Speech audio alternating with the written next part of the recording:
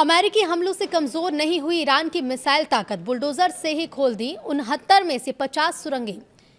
Iran की missile ताकत पर एक रिपोर्ट आ गई है। रिपोर्ट में क्या कुछ कहा गया है, चलिए बताते हैं। नमस्कार, बहुत स्वागत है आपका न्यूज़ 18 का डिजिटल प्लेटफॉर्म आप देख रहे हैं। मैं हूं रितु सिंह। अमेरिकी राष्ट्रपति डोनाल्ड ट्रंप की परेशानी बढ़ा सकती है ये रिपोर्ट, और इस रिपोर्ट के अनुसार ईरान के अंडरग्राउंड ठिकानों में अभी भी लगभग 1000 मिसाइलें सुरक्षित रखी हैं।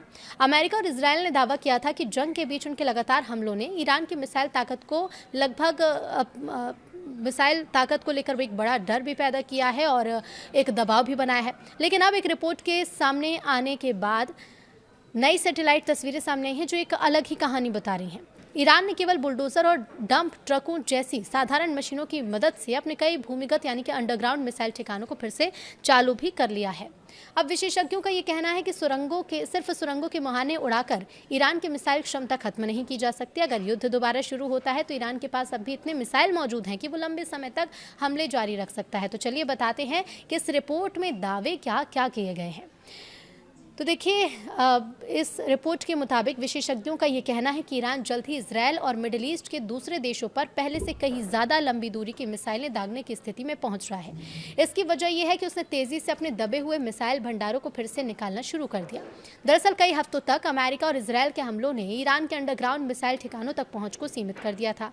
इसके लिए सड़कों को नष्ट किया गया, सुरंगों के प्रवेश द्वार यानी एंट्री गेट मलबे में दबा दिए गए। लेकिन अब CNN ने सैटेलाइट तस्वीरों के हवाले से बताया कि ईरान ने बुलडोजर और डंप ट्रकों जैसी साधारण मशीनों का इस्तेमाल कर अमेरिका और इसराइल के इस महंगे सैन्य अभियान का जवाब दिया है। विशेषज्ञों का ये मानना है कि इससे साबित होता है कि केवल सुरंगों के गेट को निशाना बनाकर तेहरान की मिसाइल क्षमता को खत्म नहीं किया जा सकता। अगर दुश्मनी दोबारा शुरू होती है तो ईरान के पास मिसाइल दागते रहने की क्षमता बनी रहेगी। इस रिपोर्ट के मुताबिक विशेषज्ञों का मानना है कि जब तक ईरान के पास लॉन्चर और उन्हें चलाने वाली टीमें हैं, तब तक वो मिसाइलें दागता नहीं रह सकता है, भले ही नई मिसाइलों का उत्पादन रुक जाए। ईरान के पास अभी भी बड़ी संख्या में मिसाइलों का भंडार है, उन्हें लॉन्चर्स पर लगाने से कोई नहीं रोक सकता।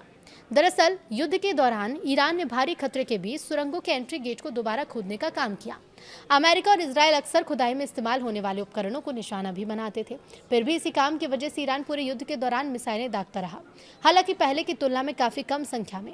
लेकिन अब सीजफायर हुए 7 सप्ताह से ज्यादा का समय बीत चुका और इस दौरान ईरान ने अपने ठिकानों की खुदाई और मरम्मत का काम काफी तेज भी कर दिया है। इधर मिसाइल ठिकानों के 69 सुरंग प्रवेश द्वारों को निशाना भी बनाया गया था। जांच में पाया गया कि इनमें से 50 को ईरान अब फिर से खोल चुका है। ईरान ने ठिकानों के दूसरे हिस्सों की मरम्मत भी की है, जिसमें वो सड़कें भी शामिल हैं जिन्हें अमेरिका और इसराइल ने इसलिए बमबारी करके खराब कर दिया था ताकि मिसाइल लॉन्चर उनका इस्तेमाल ना कर सके। सैटेलाइट तस्वीरों में दिख रहा है कि इन बम गड्ढों में से लगभग सभी अब भर दिए गए हैं। 2 जगहों पर तो सड़कों पर दोबारा पक्की परत भी बिछा दी गई है।